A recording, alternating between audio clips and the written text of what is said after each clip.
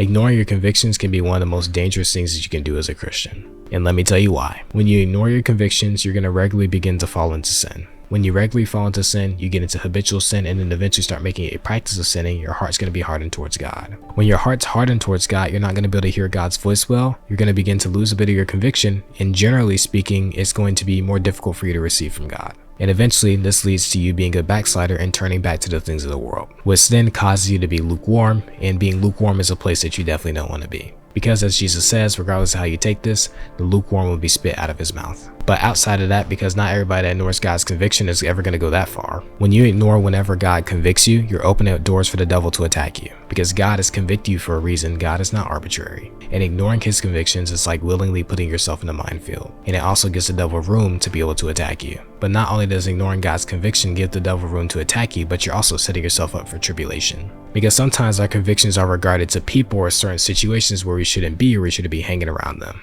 But when you ignore those convictions and you begin to sow the seeds of disobedience, best better believe you're going to reap some terrible consequences. Because then you'll end up in relationships that are going to cause you a lot of harm. You're going to end up going through doors that God did not open for you. And you're going to find yourself in a lot of situations that are going to later cause you to be full of regret. Do not ignore the convictions of the Lord. It's a dangerous game that you're playing, and you're going to get yourself in a lot of trouble if you continuously do it. Instead, listen to God and trust and believe that he wants the best for you. And stop playing with fire before you get burned. But I hope this gave you some food for thought and that the Spirit of God spoke to those we need to speak to. If you want more content like this, just go to drop a sub or a follow. And if you want to hear more teachings from me that are outside of short form content, I want to recommend you join my Bible classes every single Thursday at 8 o'clock p.m. Eastern on Google Meets.